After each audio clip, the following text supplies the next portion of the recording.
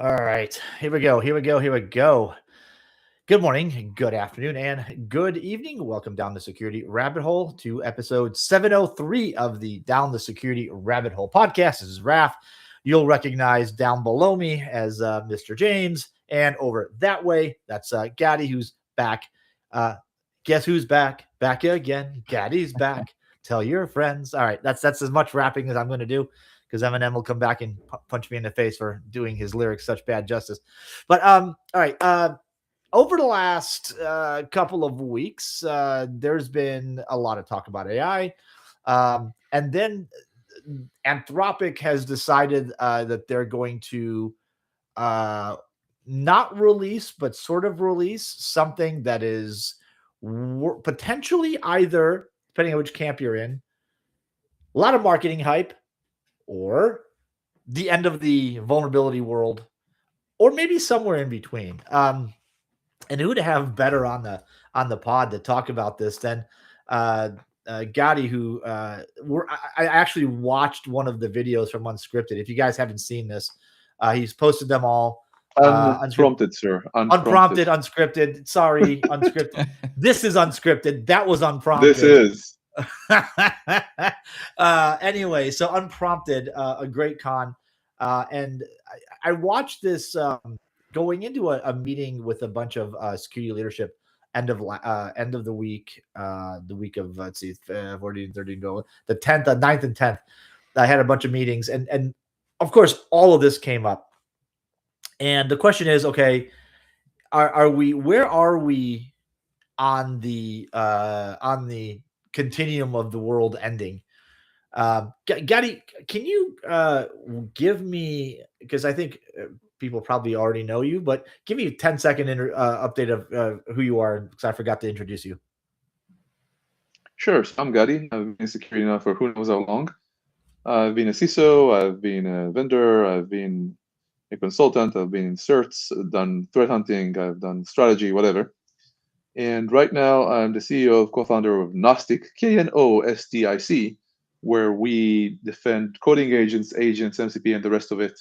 And I was extremely lucky to pivot when we did last year, when nobody cared about this, because now we're here and people could talk to us about defending their agents. Thank you. So, Mythos, the ethos of the Mythos. I feel like this is an interesting conversation to have, because there is a range of people that this matters to. I think the area that's been the loudest, especially on LinkedIn, in the discussions about whether it's real, what its impact is going to be, ultimately is the folks that do vulnerability research. And in your Unprompted con talk that I watched by give me the gentleman's name again from Nicholas Carlini. Nicholas Carlini. Amazing talk. But he mentioned that he pointed this new tool that they released at the Linux kernel and said it basically found a 23-year-old bug. Now, there's a lot of discussion on have we not found that because we weren't looking, because nobody cares? Ultimately, though, Gadi, what is this doing? What do you think is going to be the immediate impact when this finally does go live? Or should we talk about what this is? The first thing to understand is, while Mythos is probably an amazing model, this has been going on about a year. In our last conversation, we talked about the vulnerability apocalypse, right? So we'll start with the world is not going to end and we're going to be fine. We survived many apocalypses, but it's absolutely real. AI is here. It can find a lot of vulnerabilities. Vulnerability researchers will probably still be here, but they're asking themselves, will I have a job? So 3 things to expect are: number 1, everybody will say the world is dying. It is not. Number 2, the claims are absolutely real, and you don't need to have Mythos to show success to find a lot of vulnerabilities. The older models work pretty well. Then we're going to start expecting a lot of things to happen faster. For example, just with them, Anthropic releasing the vulnerabilities, their model to the world earlier, we can expect a lot of patches to start coming at us, and we'll have to deal with a lot more. That is going to increase cyber defense costs and burnout and Like we used to say, oh yeah, there is no POC yet on the dark web. We can wait 3 weeks after to patch. There will be a worm, but no, we don't have time anymore. Another thing that's happening is because of Mythos, now everybody's talking about it. It made it real immediately right now. Yeah, so I found it interesting that in his talk, Nicholas mentioned that it's not just that the tool found the vulnerability, it explained it to him, and then wrote the exploit code, and So then demoed it. he used the previous model. As I said, you don't need Mythos to be able to be successful, even if it is what they call a step change when it's more capable. Essentially, if we're to break this down, number one, Mythos made it real. Mythos is the name of the problem now. And maybe the solution, because if we can find all these vulnerabilities, we can maybe protect ourselves. Another unprompted talk was by Heather Adkins, CISO of Google, and Forth Lin, CISO of DeepMind, where they showed fine, we can find vulnerabilities, but in 2 years, and of course it's never zero, we'll have zero vulnerabilities because we're going to find them and, more importantly, remediate. The point is, we need to recognize that we can't be Luddites anymore. The world has changed. LLMs are here. They disrupted the entire vulnerability research space. They are going to affect our cyber defense. They're going to defend our beyond our AppSec or DevSecOps programs. But beyond that, we need to understand we have an opportunity right now to actually explain this because the board, the risk committee, our uncles and mothers and whoever are going to ask us about it. Hey, James, this is something that I think applies to your world in the dev space too, in a number of different ways, because you've got potentially AI identifying and patching bugs in your code. Uh, that sounds I, great. I think we already saw a company come out saying they were having an emergency meeting talking about how they're going to handle all the extra flaws in their code due to AI.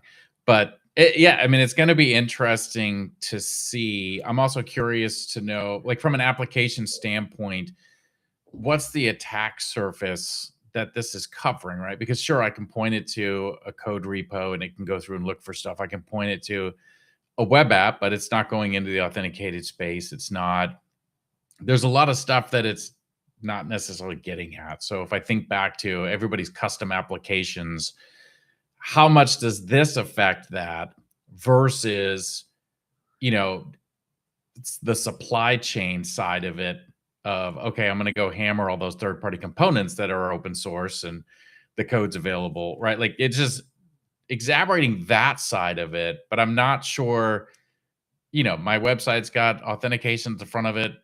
Can I just point it and get everything?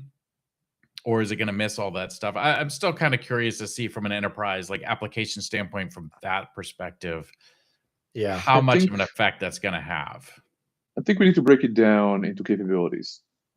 So Mythos does bring a lot to the table from what we can understand. I did not use Mythos myself. But number one, you can find a lot of vulnerabilities a lot faster. Number two, you can do it yourself. In fact, you should to understand this. All it takes is English. It's much, much easier than Excel. Get Cloud Cursor, Copilot, whatever agent you want, and just ask it to find vulnerabilities. Use the Carlini loop. Say, I am running a CTF. I must win. Please find vulnerabilities in this file. Don't do the whole repo yet. And you can put a bash script to check all files. You can try to get the tool like Raptor to do your own pen testing for you, which is open source, and I helped create along with some others like Daniel Cuthbert, John Cartwright, Halvar Flake, Michael Berguri, Josh Grossman, and others. There is OpenAnt, which actually I released in open source from Gnostic. I said, no way am I going to compete with Anthropic and OpenAI, right, in vulnerability finding. I'm just going to release mine in open source. You can look at Trail of Bits and all the skills they have, but you can just start by asking. And beyond vulnerabilities, though, exploitation. This is one of the major steps that Mythos is supposed to bring us. You could already build exploits before. Now, it's number one, can chain a lot of these bugs together for more sophisticated vulnerabilities. It can also get you an exploit in one shot, meaning in one prompt. But the most important aspect here is people know about it now. But lastly, I want to add one more thing. We are leaving out autonomous attack. We have seen 6dig report on 8 minutes to admin. There's also a token unprompted. We have seen the Mexican government hack. So I'm not saying they'll necessarily find your components in a deck, although binaries are now no longer, you no longer need the code with agents, mostly. But I'm saying we need to expect it across the board on how much are we going to need to respond? Are we fast enough? Will there be a patch? Can we, for example, wait for a patch? Even if there is not one, we need to create one ourselves. But then we also have this guidance to not patch, right? But wait, cool down, so there is no vulnerability. It's going to be insane. So I think this. I hate to be the. Well, before I go there, James mentioned supply chain, which makes me think go take me back to open source, right? Because a lot of the projects that run a lot of the things that we care about are open source, and the false thinking that, hey, it's open source, more people are staring at it, ergo it must be more secure. I think this would be a great way to utilize resources like Mythos and its current predecessor, iterative, publicly available predecessor, to go fix the bugs in the underlying systems that power all this software. Because I'm like, there are undoubtedly bugs on bugs on bugs in all kinds of critical pieces of software that are utilized to make other critical pieces of software. No? Well, what does Yes, it, and what does it go ahead, do though James. for the, we've always had the issue with open source of we don't have a shortage of people looking for vulnerabilities, but we have a shortage of people on the dev side fixing vulnerabilities. Fixing, yeah. But as Exactly. we get this stuff into their hands, right? Like before it was a difficult, like I got to go hand code all these fixes. Does it level that playing field on an open source side that the devs no longer are getting inundated if we've got the same technology that you can go and say, okay, this vulnerability is here. Now supply me the patch. I don't have to think a ton about the patch. Can we fix that faster? Does that help level that so that way we're not fighting the, wow, we just got 800 million new vulnerabilities because this came out to scan, but okay, but we've also got the technology to easily resolve that. Or not, or we just got 800 new million vulnerabilities and now you're starting to see open source software disappear because the devs are like throwing their hands up like, I'm done with this, like I'm out. I don't know. Gadi, you said yes, and what did that mean? Now thinking about what James just said. So I want to change what I want to say earlier and give something here that strengthens James's point, I think, if I understood him correctly. 3 projects, FFmpeg. People submitted, I think it was Project Google Zero, a big sleep from Google, vulnerabilities to the FFmpeg project. And they said, do you want to give us these many vulnerabilities? Submit a patch. We don't care. So we're relying on the project, which is used by everybody. And they didn't say they didn't care, right? But I'm exaggerating. And they wanted patches, which was reasonable. Alva Flake create a patch for them, and then it went into also Raptor, the open capability to everybody, and they didn't like the patch. But we can help, and the point is we should help. Then there was Curl, and they went on a Hollywood ride with this because they said, what is all this slop, hallucinated vulnerability reports we're getting stopped? They said, oh wow, these vulnerability reports are useless. Then they said, too much slop, we're going to stop our bug bounty or whatever it was. And I said, wow, this is really amazing. We're getting quality reports. The Linux kernel, one of their guys over there just wrote in response to Thomas Tachik's blog on We Are Cooked, talking about vulnerability research, and now it's over, or somewhat over, after some discussions. So the guy wrote back and said, at the Linux kernel, we used to get 2-3 bugs a week, vulnerability reports a week. Then we were up to 10, but most of it was slop. Now we're still up at 10, but they're real. And more importantly, we're getting now duplicative vulnerability reports, right? So I think that the point is not necessarily that we do need to go for remediation. We do need to turn these tools inwards. We do need to give everybody at the organization, because we don't really have a lot of other defensive technology other than using the bad guys. We do need to give our own people these coding agents so they can be more effective in what they already do. But I think Google's approach of let's use these technologies, these offensive technologies for our own end and then fix, not wait anymore, is what's going to help us out a little bit as we are getting into this. So this takes me into the conversation we had with Rob, Arsnake, in the whole, like, there's a million vulnerabilities, only something like 2 to 3% really matter overall, right? So knowing what to patch in these systems is going to be critical. Although, it was hard enough to get people to patch when the pace was slower. As we undoubtedly increase the pace, what does that do to the fatigue? Because I can't imagine this, like, James, to what you're saying, like, I can't imagine this being a good thing for somebody that's sitting there going, great, now I have Or 1,000. to put that question a little bit different for James, we just had 2 weeks of multiple incidents in supply chain where everybody was all hands on deck. Can we handle that every day? Right. Yeah. No, I mean, it becomes a problem. I wonder though, we've been pushing for how long? Like, patching's a basic. It's but we've always struggled with it. Is this something where, as you see more of this come out, does the capability to patch all of a sudden just exponentially get better? Are we forced into, I mean, think about the certificate changes that we just had come through that we've got now. Granted, we got a little bit more time for this, right? But we went from being able to have a certificate that could last for a year down to, in 2 years, what can it last? 47 days or something like that. And now everybody's fighting to go through and say, okay, how do I manage certificates now to be able to handle a 47-day turnaround on all my certificates? Is this a similar catalyst that's going to push people into better improving their patching and using these technologies, be able to make that happen? I think that's the key that people have to understand, is that, you're probably not going to get there with today's technology, but if you're using the same type of agent that can help patch the systems in a scalable way, does that get us there? I also wonder where this is. Is this in your custom in-house stuff again, or is this, I've got Fortinet sitting out there and it's an endpoint thing that's getting hammered all day long, or I've got this other component that I'm using that we just have to get better at applying Windows patches and I think it's yes. pieces. Gadi, am I wrong? I think the answer is yes. It's not just going to be like, now that we're going to have, we're sitting at a point where vulnerability discovery, validation, and exploitation, dare I say it, is very close to being trivial.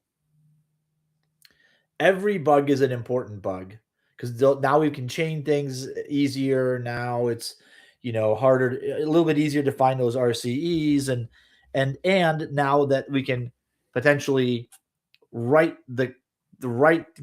the patches written for the bugs that are found. Hallelujah. But that solves, let's say it solves. Let's use the word solves. I like addresses better, right? We got SQL injection still. It doesn't solve. We don't solve anything. We're not going to get to zero bugs. We're going to get to a very asymptotic, like the 1/x problem. We're going to go from here to like here. Not zero, but damn near close. Okay. But that's issuing patches. So there's software that's been out for a while, the legacy stuff. There's code that's being released right now, and there's code that's being written right now. Where I think Mythos and its really shine is where we apply it to code that's being written right now, because odds are we can release that code with very, very, very, very, very, very, very few bugs. Do we agree on this? Yeah. Yeah. I mean, I would agree. Let's break it down. So first of all, I spent the last 4 days into the weekend working with 250 CISOs. A lot of people, contributed to this beyond just CISOs. We had Rich Mogul, Robert T. Lee, Jen Easterly, Bruce Schneier, Chris Inglis, Phil Venables, Heather Atkins, Rob Joyce, Sunil Yu, Jim Reeves, Katie Missouri, John Stewart, James Lin, Dave Lewis, Maxim Kowalski, John Yo, Joshua Sachs, Rami Hosseini, and 250 CISOs and others all wrote within a weekend this document called The AI Vulnerability Storm, Building a Mythos-Ready Security Program. We called it an expedited strategy briefing. The Cloud Security Alliance, SANS, Unprompted, the OWASP Gen AI security project. Everybody just stepped in order to do three things. Number one, And please go into the document, and when you see the reviewer list, go and find names you know and thank them for sacrificing their weekend plus. And the first thing is we need to understand the reality. It's not about Mythos, although that opens the door and opportunity to explain what's going on. Because not only are we getting questions, and not only is this a real emergency, even if we can handle it together, but at the same time, we can get budget out of it. We can actually change some of these basics. But now it's reality. So we wanted, number one, to give background. What's going on? It's been going on for a year and more. Learn about it. Number two, here are the risks in what we can tell right now that you need to handle prioritized. Then here is how you build a Mythos-ready, quote unquote, security program. So as far as that goes, that document is wonderful. It's a draft. We released it with bad graphics. We stopped in the middle just to put it out there. And I think that's useful for everybody. That's number one. The second thing I want to say is what we learned as we wrote this. So the first thing is these capabilities they're already out there for many other projects, but Mythos and Mythos-like models are going to be out there. They're going to get into the open weight models and open source models as well. So we need to recognize we don't have a lot of time. We have to look at this more deeply. So what should we do other than that is understand this is just the first wave, not just the vulnerability reports and patching, and we're not going to be able to rely or wait for patching for very long. What do we do about that? A whole show, perhaps, right? But at the same time, more waves will hit us in this AI world. So we need to prepare our program for the next wave and consider the board or the risk committee or the chief risk officer or the CIO. They are working based on metrics the CISO is presenting and believing we are on our way with a good, solid program, whether that's true or not. I would like to think it is. And now everything that was green is yellow or red, and everything that was yellow is red. So we need to understand we are outmoded. We need to deal with this reality. Our people, we talked about burnout. It's just not just burnout. We need to reprioritize. We need to bring in automation. We need to understand how hard these people have to work. It's about people. And then the most important thing for me is use the two technologies that exist right now, the attacker's technology. We talked about this last time, vulnops, vulnerability operations. It's far more than just AppSec or vulnerability management. Create your LLM-based, your agent-based program, because the technology exists right now on the offensive side and it's mature. Number two is give everybody, including yourself, an agent. Don't wait. It's easy. You're not outmoded. Do it right now because, well, we don't have yet a lot of good AI technologies on the defensive side.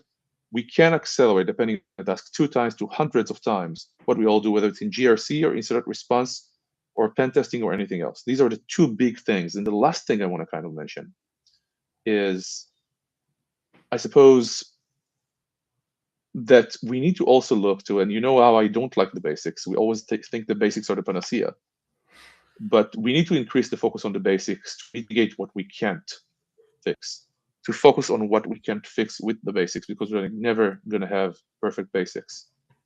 That's really my big message. When last time it was about, if you go to zerodayclock.com, the window to exploitation is released by Sergey Yapet and prompted, is now down to hours from years, right? We understand the changes happened. This is not FUD, but we do have time if we start now. The purpose is start now.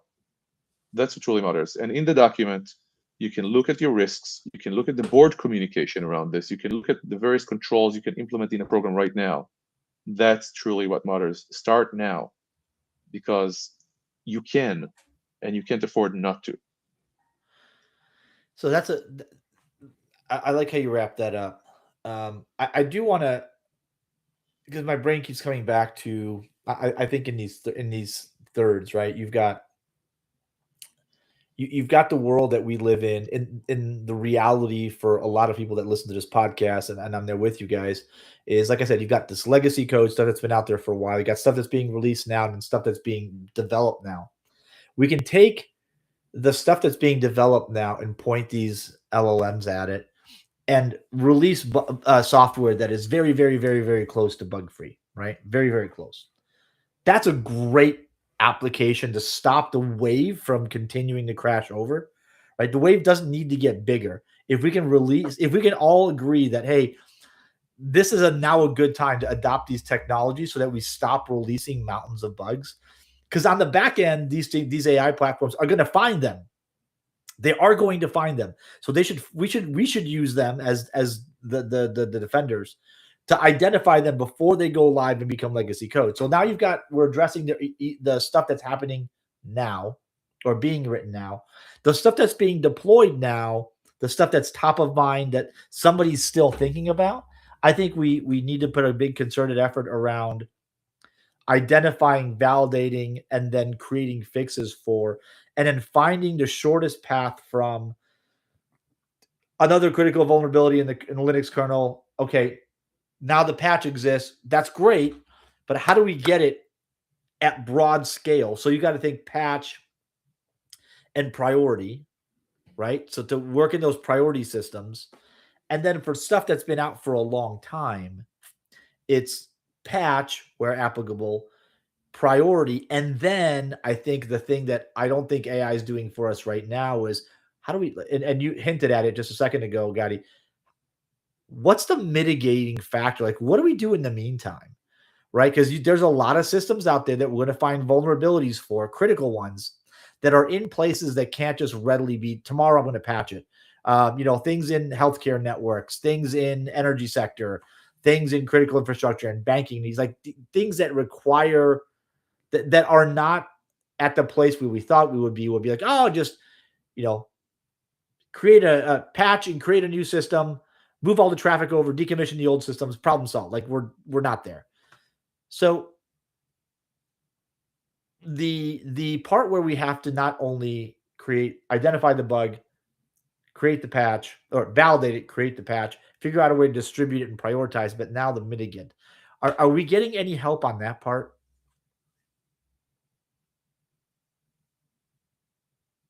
I truly think. Oh, there you go. No, I'm not. How dare you? I was. Who knew it's March 2020 again? I think we have to realize, number one, we can't wait anymore. Things take time, right? Things take a lot of time. There are companies out there under the Wendy Nader's cybersecurity poverty line that will find it harder, but can also move much faster. But I think there are a few things we already know that must happen. Beyond you taking, I wrote an entire thing on this. Start being a vulnerability researcher yourself. Start just saying, go find vulnerability in this file. Then get Raptor and try it on your own. Then get OpenAnt, and find real vulnerabilities. Try to do it on your own. It's really easy, and you will learn so much. It only takes English. Get an agent today. That's my number one thing. You will accelerate yourself because we can't run at human speed anymore. We need to be at machine speed to deal with machine speed. Point agents at your code today, but get agents to everybody. The GRC people, it doesn't matter.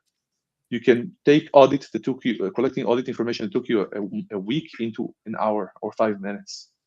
Second thing is, beyond use agents and turn agents, whether just with their, as people ask, or with more professional tools. For example, not just OpenAnt in open source. You can go with OpenAI's Codex Security, used to be called Aardvark. There is Cloud Code's, essentially Cloud Code Security, Anthropic's Cloud Code Security. But then also talk to your board, talk to your stakeholders about the changing landscape. They need to not be surprised. It might affect their quarterly reporting to NASDAQ, right? So require agent adoption, turn agents on your code, check your risk and protect your people. Of course, defend your agents. You have to. How do you go about that? Then a couple more examples is onboarding vendors is hard. It's bureaucratically really difficult. Yeah. Make that easier. Prepare for continuous patching. Update your risk models so everybody talks the same language. Work on inventory. You talked about the basic inventory. Reduce attack surface. Make sure that if there are tools, places you can't patch, you're ready to defend them with mitigating factors, right? Right. Harden your environment. The basics are valid, but they need to be prioritized. You have to do more around that. And you can accelerate the basics with AI, finally, what you couldn't do before. Agents, again. Then do things that are important, but will take you slightly more time. Build a deception capability. It doesn't care what vulnerabilities you use. Deception catches attackers. I used to have a deception startup. Nobody cared about deception. There are a couple of companies out there doing this. Talk to them. See how you can use that technology. Build an automated response capability to free your people to do other things. And stand up your vuln ops capability. These are just some of the things in the action plan to get started on things we believe in a consensus in the document. Are there a lot of resources out there for people to see the full life cycle? Like, I want to be able to take something like a Mythos and scan for vulnerabilities, but then feed that into some other agent that I have to be able to look at my code, to be able to then create the fixes. Like, there's a whole process there, and it seems, in the security world, we typically like the offensive side of, we're really good at showing people how to break things, not so good at showing people how to go in and actually resolve the issues. And so I'm just wondering, because I like how this creates the ability, like if it's all English, right? It's all just natural language. It's something I've talked about forever, right? Like AppSec kind of moves into the development world. QA can sit there and run these same type of things. All they have to do is say, hey, find the vulnerabilities in this code. And I don't need necessarily a specialized pen tester to come in and do that same thing. This will do it for me, and we can get that result a lot quicker. But do we have as much information out there to show people how to do those pieces? I think it's easy to find how to find the vulnerabilities. I'm just curious if there's any work being done to help really push how to take that next step and say, okay, we found it. How do we resolve that? Through the agents and not through, our old school, okay, I'll go in and write a patch for this thing. Like, how do we feed that into the thing so I can have a full working life cycle of, this is going to go out, it's going to find it, it's going to do this, it's going to apply the patch, it's going to bank my PR, it's going to run the code scanner that peer reviews my PR, everything's going to test, and we're out. And I know everybody's different across their organizations, but that type I think of it's brilliant. So that's what we call VolNops. Number one, you have a capability to have a 20, 30, 15 people, senior vulnerability researchers working for you right now, right? And looking at every single piece of code you have. That's something that even, two companies had the capability like that, like checking third parties, checking themselves, and now everybody can do it. As to the life cycle in VolNops, I would say, I think it's science fiction, but people might just start patching third-party software without waiting. You think so? But with that said, you think that's a reality? Yes, absolutely. I think nobody will believe me right now, but I don't see there is an alternative. I said it in our last call. I think it was more science fiction. But to finish up, I said, yes, you can already use the technologies that are out there, the vendors that are out there, especially the labs, to create some of these things. But it is going to have to be, just like with everything else, you using agents like Cloud Code and Cursor and Copilot on your own, standing up your own VolNops program, and slowly, as the models get better and do things in one shot, as new products come out and do it for you, you can replace some of that work and build new scaffolding on top of it. Empower. There are a lot of startups out there doing a really good job at this as well. If you start looking, you'll find a lot of stuff. For open source, the big labs, startups building this. But right now, just empower your people with agents. Turn your agents on code using one of the systems that are commercial or free, and protect your agents. Talk to your risk committee and your board about these changes, right? Change your governance so you can bring in new tools faster, and so on and so forth. These are the things we know must happen because we can handle this, but we must demand from our people and empower them. They feel outmoded. They feel they're going to need to retire. They feel they're going to be replaced. Vulnerability researchers, the very best of us, the smartest of us, don't know if they'll have a job, right? Empower your people. Give them agents. Take the risk, because we can't fight machine speed with human speed. I think that's the comment to end on, is you can't fight machines with human. I mean, speed is definitely one thing, but I think if anything, Gadi, what we're learning is that the computers itself has gotten really good at identifying these types of issues that we've produced faster than us. And it's not that there's not going to be any need for humans. I think the need for humans becomes what's between our ears and helping and understanding prioritization, because you can't brute force this. Tomorrow we may find that some app we're basing the business on in either the operating system or something has like, oh, hey, here's 10,000 new patches. Like, somebody's going to have to prioritize. Somebody's going to have to schedule all that, do the work, mitigate in some cases, apply patches, do the political stuff internally where you have to evangelize and get people to on board with you. It's not like suddenly, James, I don't think suddenly people can be like, oh, okay, now you can go ahead and make downtime windows where we wouldn't let you before because now there's more patches. Like, that's not how this is going to work. Right. Yeah. And it gets really interesting when you start thinking about the patches coming through, the sheer number of them. All I think about is how I think about SBOMs. And it's like, all it's going to do is just open up a whole bunch more stuff that didn't really need to be addressed, but now all of a sudden it's visible to everybody. So, all right, it's one of these freaking grading score systems out there for security. And it's like, okay, that doesn't mean anything, but it's out there. Let me go ahead and I'll waste time patching that. Right. There's a lot of interesting parts that come out of getting these things resolved. We also have to consider, is the system when it goes and creates a patch for a finding? I find cross-site scripting, right? Those are usually pretty easy enough.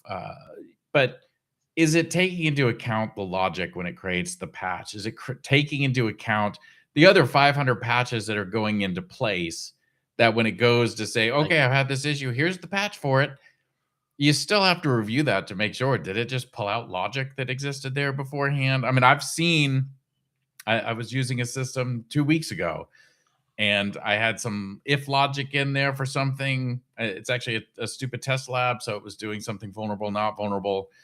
And, it went ahead and said, yeah, we don't need this whole if statement. Let's just change it to this, right? And granted, I mean, it solved the problem from a semantic perspective, not from the purpose of the application, but take that and then apply it out to, okay, I've got 500 things in this application. What's it doing to patch those? And then as I'm saying that right now, it's interesting to think, okay, you've got an agent patching that stuff. Instead of going back and saying, okay, I want to have a custom library to do output encoding.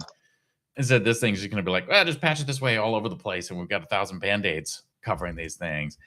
There's just a lot of things to think about from the defensive side of how the automation of patching and supplying code fixes actually gets applied. That'll be interesting to see.